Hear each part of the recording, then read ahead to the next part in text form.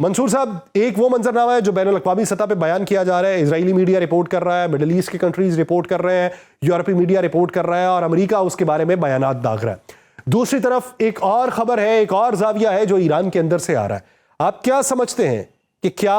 ये एक आलमी कशमकश है, अंदरूनी कशमकश है, या फिर ये मंजरनामा किसी और जाविये से देखने पर मजबूर करता है? जी, बहुत शुक्रिया आपका मुझे अपने प्रोग्राम में मदऊ करने के लिए। देखिए, सबसे पहले तो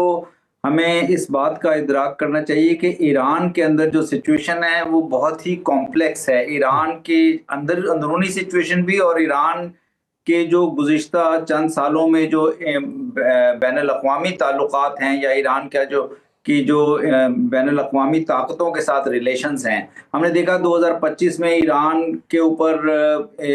इज़राइल की तरफ से भी अटैक्स हुए, यूएस की तरफ से भी एक बॉम्ब गिराया गया और जो ईरान के एसेट्स समझे जाते थे, चाहे वो हमास थी या हिज़्बुल्लाह थी, उनके खिलाफ भी बहुत सख्त एक्शन लिया गया अमेरिका और इज़राइल दोनों की तरफ से। उसके बाद हमने देखा कि जो ईरान का एटमी प्रोग्राम से मुतालिक जो ईरान के साथ डिप्लोमेटिक एंगेजमेंट है ईरान की, उसमें भी ईरान कुछ आइसोलेशन का शिकार हुआ। गो के मुज़ाकरात जारी रहे गुज़िश्ता चंद महीनों में, लेकिन अब वो मुज़ाकरात भी ताअत्तुल का शिकार हैं और किसी भी नतीजे पर नहीं पहुंच सके JCPOA की रिवाइवल के बारे में, जो कि ज़रूरी समझा जाता है अगर ईरान इंटरनेशनल मेन स्ट्रीमिंग में इन एटॉमिक एनर्जी इश्यूज पे आना चाहता है। और तीसरा, अब ये जो गुज़िश्ता चंद हफ्तों से जो ईरान के अंदरूनी मुज़ाहरे शुरू हो गए हैं, जिसका आपने बड़ी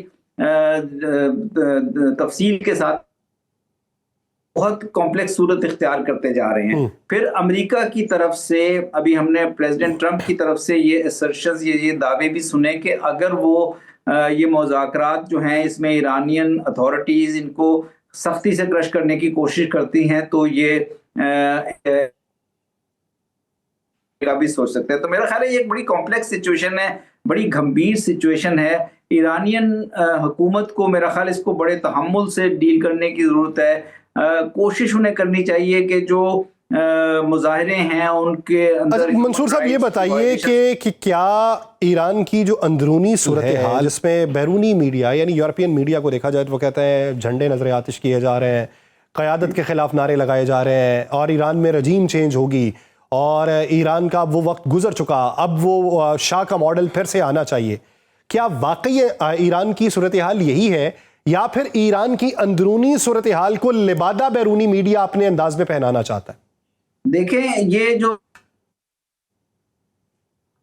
स्टेट्स के एलाइज हैं, कुछ हद तक यूरोप की भी ये पोजीशन रही है कि ईरान के अंदर रेजीम चेंज होना चाहिए। गुज़िश्ता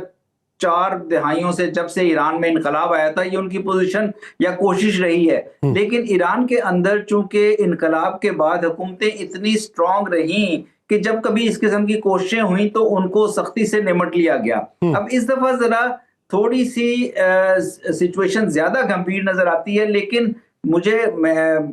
ये कि कोई ऐसी इमीडिएटली जो ईरानियन इनकलाब की जो कुव्वतें हैं उनके खिलाफ कोई उनको रेजीम चेंज करना या इस किस्म की कोई कोशिश जो है कारगर साबित होगी। लेकिन इससे होगा ये कि इस किस्म की एफर्ट्स के साथ या आलमी जो आवाजें आ रही हैं उनसे ईरान के अंदर कॉम्प्लिकेशंस बढ़ती जाएंगी और ईरान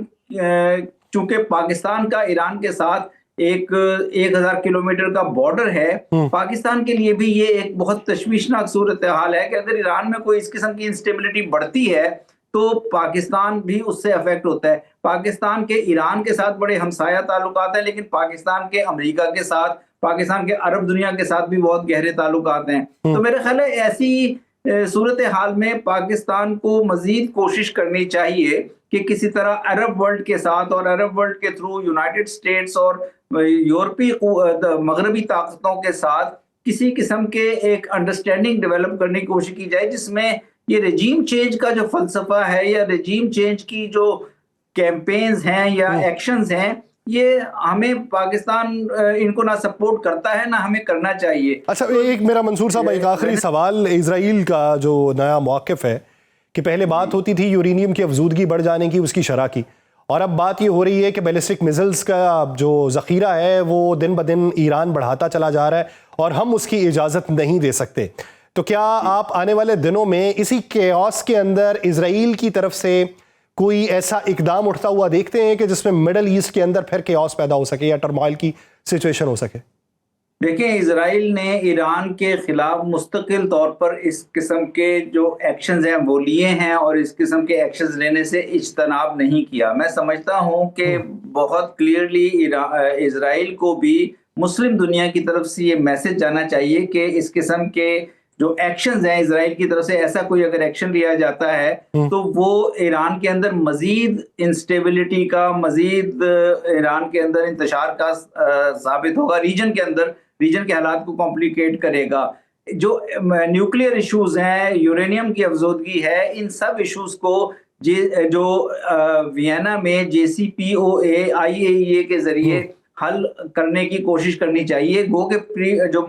साबका कोशिशें थी अभी तक कामयाब नहीं हो सकी, लेकिन मेरे ख्याल है उन्हीं कोशिशों को जारी रखने की जरूरत है और कोई इन मामलात का सिफारती हल निकालने की, सियासी हल निकालने की जरूरत है, ना कि ये कि एक नेशन, एक मुल्क उठकर दूसरे मुल्क पे एग्रेशन कर दे, मिसाइल अटैक कर दे। हमें मेरा ख्याल है उस किस्म की अप्रोच से बचना भी चाहिए और उस किस्म की अप्रोच को बिल्कुल सपोर्ट नहीं करना चाहिए। उस किस्म की अप्रोच से बचना चाहिए, उसको सपोर्ट नहीं करना चाहिए, सियासी और सिफारती हल निकलना चाहिए ताकि खित्ता बेहतरी की तरफ गामजन हो सके। बहुत शुक्रिया मंसूर अहमद खान साहब इस हवाले से अपना वक्त देने के लिए।